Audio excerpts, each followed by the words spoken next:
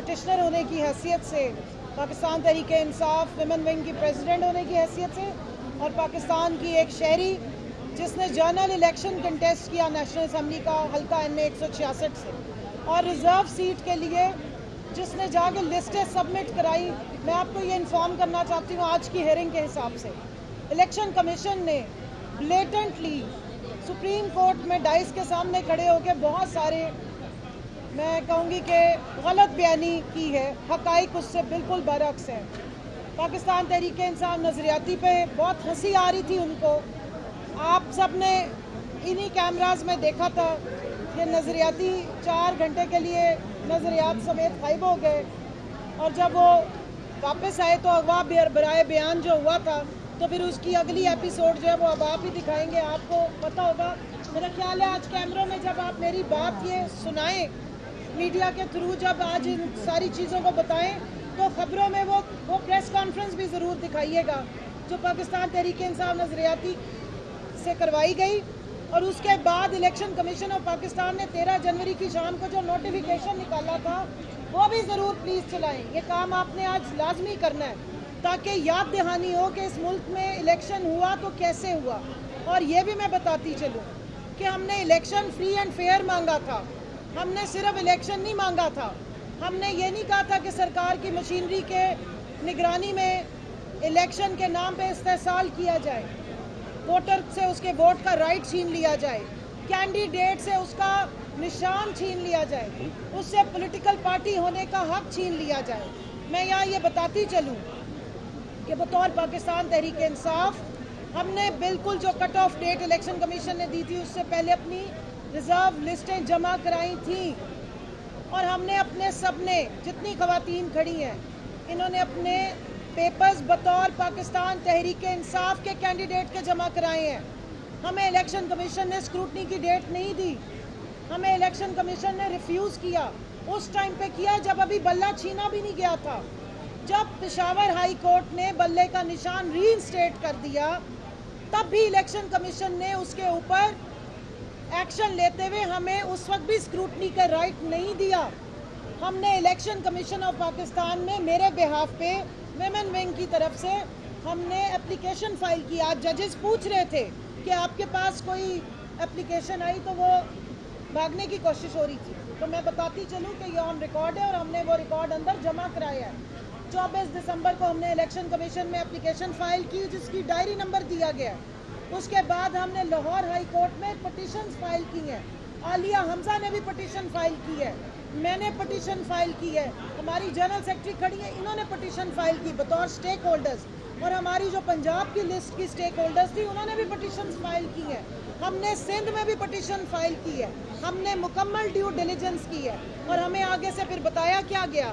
आज एक honourable chief जो जस्टिस साहब एक बैठे थे उन्होंने सवाल पूछा कि क्या बल्ला ले लेने से, और ये याया साहब ने भी बात पूछी, क्या किसी पार्टी का जो हक होता है बतौर पॉलिटिकल पार्टी क्या वो ख़त्म हो जाता है। जस्टिस मुनीब साहब ने पूछा कि क्या ऐसी पार्टी जिससे सिंबल ले लिया जाए उसके कैंडिडेट्स दूसरे सिंबल्स पे इलेक्शन नहीं लड़ सकते बतौर वो PTI, जिसका जवाब जो है वो इलेक्शन कमीशन ने नहीं दिया क्योंकि वो ये जवाब नहीं देंगे क्योंकि उनके अपने नोटिफिकेशंस हैं। 2 फरवरी का नोटिफिकेशन, 13 जनवरी की शाम को दिया हुआ नोटिफिकेशन, क्योंकि election commission of Pakistan party बना रहा है। मैं इस हक से कह रही हूँ क्योंकि मैं पटिशनर हूँ, मैंने इलेक्शन कमीशन में पटिशन फाइल की है, मैंने इलेक्शन कमीशन के खिलाफ लाहौर हाई कोर्ट में पटिशन फाइल की है और मैंने ही इलेक्शन कमीशन के खिलाफ इस सुप्रीम कोर्ट में पटिशन फाइल की है। क्यों? क्योंकि ये जितने कैंडिडेट्स खड़े हैं ये आवाम के बलबूते पे खड़े हैं और इनके राइट्स को सल्ब किया गया, हमसे बतौर पॉलिटिकल पार्टी राइट छीना गया है, हमें उन्होंने बतौर PTI कैंडिडेट रिफ्यूज़ किया है। आज जब वो ये झूठ बोल रहे थे मैं इसलिए कोर्ट में खड़ी हुई कि मेरी शक्ल देखी जाए, मैं PTI हूँ। मैंने PTI के हमसे जब रिजर्व सीटों का हक इसलिए छीना गया क्योंकि हमसे पॉलिटिकल पार्टी होने का हक भी बतौर इलेक्शन कमीशन उन्होंने एक तरह से छीन लिया था।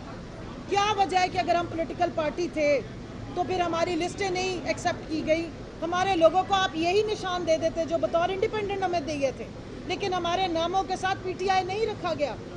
और ये सब कुछ किया था इलेक्शन कमीशन ऑफ पाकिस्तान ने। तो इसलिए हम उनके खिलाफ इस कोर्ट में आए और मुझे पूरी उम्मीद है, आइन की स्पिरिट ये कहती है कि डेमोक्रेसी की प्रोटेक्शन ये कहती है, प्रोपोर्शन ऑफ रिप्रेजेंटेशन का रूल आप ओवर रूल नहीं कर सकते। आप ये नहीं कर सकते कि किसी पार्टी को एक सीट जनरल इलेक्शन में मिले और आप उसको 4 रिजर्व सीट्स दे दें। मैं यहाँ ये भी बताती चलूँ, मैं एक साबिका मेंबर नेशनल असेंबली और फॉर्म 45 पे अपने हल्के से जीती हुई हूँ। एक मेंबर नेशनल असेंबली जो रिजर्व सीट पे इलेक्ट होके जाए या एक प्रोविंशियल असेंबली का मेंबर खातून रिजर्व सीट पे जाए, उसका इलेक्शन, उसका असेंबली में बराबर का रोल भी होता है, बराबर का वोट होता है। आप एक पार्टी जिसकी 16 या 17 सीट्स हैं, उसको 10 सीटें आप उठा के खैरात में या तोहफे में दे रहे क्योंकि वो आपको पसंद बहुत है। और आज उन्होंने नारा भी लगा दिया, वोट को इज्जत दो, अपनी मोहब्बत का इजहार भी कर दिया कबूतर वाली सरकार से। तो मुझे बताइए कि आप 10 मेंबरान तो उनको इलेक्शन कमीशन की तरफ से गिफ्ट मिल गए, ग्राउंड पे आवाम से तो वो वोट नहीं ले सके, आवाम से जाके सीटें नहीं जीत सके। लेकिन इलेक्शन कमीशन ने इतनी मेहरबानी की कि डब्बे पे रखी हुई मिठाई की तरह सबको डब्बे भेज दिए कि ले लो, 10 तुम ले लो, 5 तुम ले लो। और फिर कह रहे हैं कि हाउस को खाली नहीं रख सकते। मैं याद दिलाती हूँ, यहाँ पे रिकॉर्ड दुरुस्त करती हूँ, 11 अप्रैल 2021 को हमने रिजाइन किया था नेशनल असेंबली से और हम समेत अपने लीडर इमरान खान के असेंबली से बाहर गए थे। 16 अप्रैल को इलेक्ट होने वाले राजा परवेज अशरफ साहब स्पीकर उस वक्त के, 17 जनवरी को हमें डी नोटिफाई करते हैं 2022 में। लेकिन हमारा जो नोटिफिकेशन निकाला गया हमें रिजाइन का, एक्सेप्टेंस का, वो 11 अप्रैल का निकाला है, 11 अप्रैल 2021 का निकाला है। मुझे सवाल पूछना है इलेक्शन कमीशन से, आपके रूल्स कहते हैं, जो अभी आज हमें बड़े रूल्स बताए, मेरे तो कान पक गए, आज कानों में से भी नंबर निकल रहे हैं बाहर। इलेक्शन एक्ट और 104 बहना शुरू हो गया। सवाल पूछ रही हूँ, एक सीट नेशनल असेंबली की अगर खाली होती है तो आप 3 महीने तक उस पर दोबारा इलेक्शन कराते हैं। आपने तो 11 अप्रैल से हमारी सीटें डी नोटिफाई की। पूछना चाहती हूँ कि पीडीएम के पिछले टेन्योर के ख़त्म होने तक उन पर दोबारा इलेक्शंस क्यों नहीं कराए गए? किस तरह आपने हाउस को एम्प्टी रखा? इसी इलेक्शन कमीशन ने और इसी पार्लियामेंट ने मिलकर हाउस एम्प्टी रखा, इनकम्प्लीट रखा और इसी हाउस में सारी लेजिस्लेशन की। आज आप कह रहे हैं कि रिजर्व सीटों पे हम खाली नहीं छोड़ सकते, इसलिए हम अपनी मनपसंद जितनी बैठी हुई पॉलिटिकल पार्टीज हैं, जिनको आपने पॉलिटिकल पार्टी रहने दिया और हमें आपने कहा कि आप पॉलिटिकल पार्टी नहीं है, उनके हिस्से की सीटें आपने बांट दी। तो ये सवालात हैं, ये पाकिस्तानी आवाम के मैंडेट पे खुलेआम डाका है। 78 सीटों का सवाल है और जिनको आज बहुत दुख हो रहा था कि ख़वातीन की और माइनॉरिटीज़ की तो रिप्रेजेंटेशन नहीं होगी, तो उनसे पूछना चाहती हूँ कि अवाम ने जिनको वोट दिए उनकी ख़वातीन की रिप्रेजेंटेशन होगी, उनकी जमात की माइनॉरिटी की रिप्रेजेंटेशन होगी या आपकी मर्ज़ी की जमातों की होगी? अवाम के वोट की बेइज्जती मत करें और ये काम इलेक्शन कमीशन करता रहा, क्योंकि ये इलेक्शन कमीशन ने खुद फार्मूले दिए हैं, इलेक्शन एक्ट में दर्ज हैं कि 4.1 के फार्मूला से आप नेशनल असेंबली की सीटें बांटते हैं। लेकिन आपने जब ये बाकी की सीटें बांटी तो कौन से फार्मूले से बांटी? सवाल जब होता है तो कहते हैं मीलॉट लिख लिया है, बाद में जवाब देंगे।